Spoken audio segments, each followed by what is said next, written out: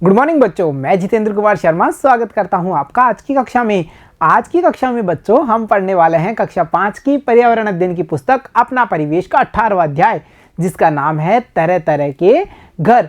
प्यारे बच्चों, इस पाठ के पिछले भागों में हमने यह समझ बनाई थी कि घरों के अलग अलग प्रकार होते हैं। जैसा हमने देख करके पता किया था कि कुछ मकान कच्चे बनाए गए हैं, कुछ घरों का निर्माण पक्के तरीके से किया गया है। कहीं पर हमने देखा कि बहुमंजिला इमारतों का निर्माण किया गया है। कहीं पर हमने यह भी पता किया कि मंजिलें एक मंजिला बनाई गई हैं, यानी कि वहां पर एक स्वतंत्र घर का निर्माण भी किया गया है। साथ ही साथ बच्चों हमने यह भी समझ बनाई कि स्थान पर उपलब्ध जो सहायक सामग्री है उसकी उपलब्धता के आधार पर जहां वहां पर बनने वाले जो मकान हैं उनमें भिन्नता को हम देख पा रहे हैं। यानी कि जहां पर लकड़ी आसानी से मिल जाती है, अधिक मात्रा में मिलती है, वहां पर बनने वाले मकानों में लकड़ी का प्रयोग ज्यादा मात्रा में किया गया है। जहां पर पत्थर बड़ी आसानी से मिल रहा है वहां हमने देखा कि वहां पर बनने वाले मकानों की जो दीवारें हैं, छत हैं, उनका निर्माण पत्थर से किया जाता है। साथ ही साथ बच्चों हमने भाग 3 और भाग 4 में यह जानकारी प्राप्त की कि जो मकान है या घर है उनके अलग अलग प्रकार होंगे। जैसे हमने चर्चाएं की बहुमंजिला इमारतों पर, सामूहिक रैन बसेरों पर, और साथ ही साथ हमने यह भी जाना कि सरकार द्वारा भी आवश्यकता वाले लोगों को, यानी जिनको आवश्यकता है उन लोगों को मकान बना करके दिए जाते हैं। और इसके लिए हमारे राज्य राजस्थान में गठन किया गया है राजस्थान हाउसिंग बोर्ड का।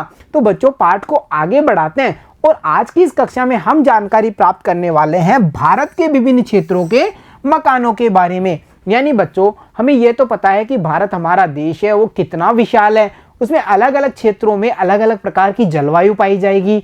अलग अलग जो क्षेत्र हैं वहां पर जो निवासी हैं उनका रहन सहन अलग अलग प्रकार का होगा। क्या बच्चों वहां पर जो पाए जाने वाले घर हैं या मकान हैं वो भी अलग अलग प्रकार से बनाए जाते हैं, उनमें उपयोग में ली जाने वाली सामग्री भी अलग अलग होगी। इन सब के बारे में आज की इस कक्षा में हम चर्चा करने वाले हैं। तो चलो बच्चों जानकारी प्राप्त करते हैं भारत के विभिन्न क्षेत्रों के मकानों की। देखो बच्चों, जैसा कि मैंने आपको बताया कि हमारे देश में जो भारत है उसमें भौगोलिक विविधता पाई जाती है। यानी भौगोलिक मतलब उसका जो भूगोल है, यानी जो पृथ्वी का आकार है, जमीन का आकार है, उसके आधार पर भी अलग अलग प्रकार का स्वरूप हमें भारत में देखने को मिलता है। जैसे कहीं पर हम देखते हैं तो हमें बड़े बड़े पहाड़ नजर आते हैं, कहीं पर विशाल मैदान है, कहीं पर बारिश अधिक हो रही है, तो कहीं पर बिल्कुल सूखा मरुस्थल है। यानी भारत जैसे बड़े देश में जो भौगोलिक विविधता है वो काफी मात्रा में पाई जाती है। तो बच्चों जब इतनी सारी विविधता हमने देखी भारत जैसे विशाल देश में, तो जाहिर सी बात है ना, अलग अलग क्षेत्रों में वहां के मौसम के अनुसार जो भवन या मकान बनाए जाएंगे वो भी अलग अलग प्रकार के होंगे। ऐसा कैसे हो सकता है, तो चलो इसके बारे में चर्चा करते हैं। तो चलो अब देखते हैं कुछ विशेष प्रकार के मकानों को। तो बच्चों सबसे पहले हम चर्चा करने वाले हैं समुद्र तटीय क्षेत्रों के मकानों के। यानी समुद्र के तट के किनारे जो क्षेत्र बसे हुए हैं वहां पर किस प्रकार के मकान बनाए जाएंगे उनके बारे में हम यहाँ चर्चा करने वाले हैं। देखो बच्चों यहाँ पर हमें दिखाया गया है भारत का मानचित्र, और ये सब हम देख पा रहे हैं हमारे देश भारत का नक्शा या मानचित्र को। प्यारे बच्चों इस नक्शे को ध्यान से देखने पर हमें यह पता चलता है कि जो इसमें हम जब ध्यान से देखते हैं तो हमें यह पता चलता है कि जो ये आसमानी रंग से दर्शाया गया है ये है जलीय प्रदेश, यानी कि पानी का क्षेत्र। तो हम अंदाजा लगा पा रहे हैं कि भारत के 3 तरफ समुद्री क्षेत्र है, यानी जलीय क्षेत्र है। अब बच्चों जाहिर सी बात है जब 3 तरफ इसके जलीय क्षेत्र है तो जाहिर सी बात है इन क्षेत्रों पर जो स्थापित क्षेत्र हैं या जिले हैं या राज्य हैं उनमें जो भवन या मकान बनाए जाएंगे वो इस प्रकार से बनाए जाएंगे कि इस समुद्री क्षेत्र का इन पर प्रभाव ना के बराबर पड़े। और बच्चों ये जो तीनों समुद्री क्षेत्र हैं ये कौन कौन से हैं इनको भी जाने। तो देखो बच्चों ये है बंगाल की खाड़ी, यहाँ पर हम देख पा रहे हैं अरब सागर को, और जो दक्षिण की तरफ होगा वो है हमारा हिंद महासागर। तो बच्चों हमने क्या समझ बनाई, हमने यह समझ बनाई कि जो भारत है इसके 3 ओर हम देख पाते हैं कि समुद्र है। इसी कारण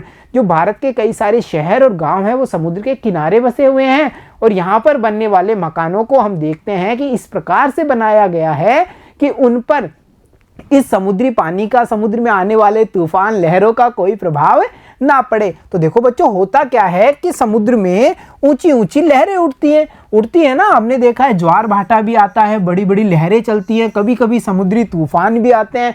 और बच्चों इन क्षेत्रों में क्या होता है कि बारिश भी अधिक होने से बाढ़ की स्थिति भी रहती है। तो जब ऐसी स्थिति है तो मकान कुछ ऐसे बनाए जाएंगे जिन पर पानी का प्रभाव कम पड़े। तो चलो बच्चों, समुद्री तटीय क्षेत्रों में चलते हैं और वहां के मकान को देखते हैं और उस पर चर्चा करते हैं। देखो प्यारे बच्चों, यहाँ पर मैं आपको दिखा रहा हूँ या हम देख पा रहे हैं एक समुद्र तटीय क्षेत्र पर स्थित एक गांव के मकान का चित्र। और देखो प्यारे बच्चों, ये रहा हमारा प्यारा सा मकान, दिख रहा है ना ये वाला मकान। देखो बच्चों, जब हमने इसको ध्यान से देखा तो हमें यह पता चला कि इस भवन या मकान का निर्माण लकड़ी की जो वस्तुएं हैं या लकड़ी की जो सामग्री है उसके द्वारा ही किया गया है। यानी इस मकान को बनाने में लकड़ी का अधिक प्रयोग किया गया है। ऐसा क्यों किया गया है बच्चों?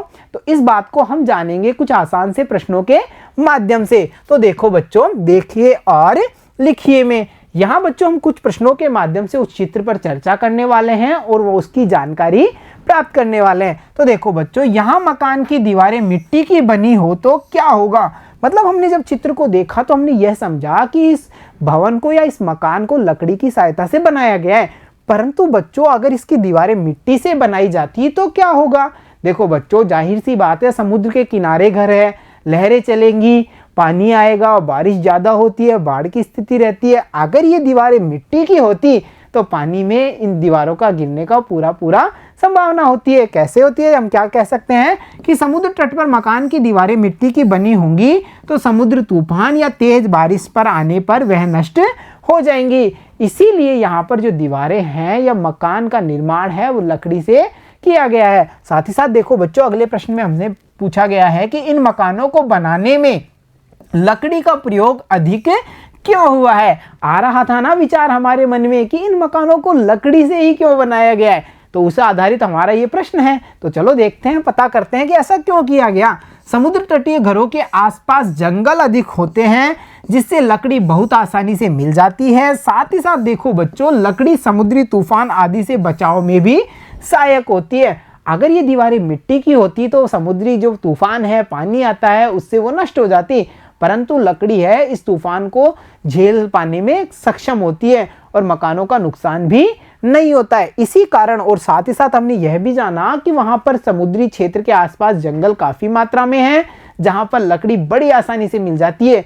ये दोनों वो कारण है जिसके कारण हम देखते हैं कि समुद्री तटीय क्षेत्रों में लकड़ी का प्रयोग मकान बनाने के लिए अधिक किया जाता है। तो चलो बच्चों, अब देखते हैं अगला प्रश्न। और अगला प्रश्न है, हमारे आसपास जंगल कम हो रहे हैं। देख रहे हैं ना बच्चों, आजकल जंगलों की कटाई अंधाधुंध की जा रही है, निर्माणों के लिए जंगलों को नष्ट किया जा रहा है, तो इस कारण से हमारे आसपास जंगल कम हो रहे हैं। अतः मकान बनाने में लकड़ी के स्थान पर क्या क्या सामग्री काम में ली जा सकती है? यानी लकड़ी के अतिरिक्त हम और क्या सामग्री इस मकान बनाने के लिए काम में ले सकते हैं? तो हमें यहाँ पर बताना है मकान निर्माण से जुड़ी हुई सामग्री के बारे में। तो हम कह सकते हैं कि मकान बनाने में लकड़ी के स्थान पर हम पत्थर, ईंट, कंक्रीट आदि सामग्री काम में ले सकते हैं। यानी ये सब वो विकल्प हैं जो लकड़ी के स्थान पर हम मकान बनाने में उपयोग में ले सकते हैं। तो देखा प्यारे बच्चों, हमने यह जाना कि भारत भौगोलिक विविधताओं से भरा हुआ देश है। इसके तीन ओर समुद्र होने के कारण जो कई इसके गांव शहर ऐसे हैं जो समुद्र के किनारे बसे हुए हैं और यहाँ पर जो मकान बनाए जाते हैं उनमें लकड़ी की अधिकता होती है। यानी इनके निर्माण करने के लिए लकड़ी का बड़ी मात्रा में प्रयोग किया जाता है। तो प्यारे बच्चों, हमने यह समझ बनाई कि भौगोलिक विविधताओं के आधार पर भी हम देख पाते हैं कि मकानों के निर्माण में विभिन्नताएं आती जाती हैं। तो प्यारे बच्चों, आज की इस कक्षा में इतना ही। मिलता हूं आपसे अगली कक्षा में, तब तक के लिए धन्यवाद बच्चों।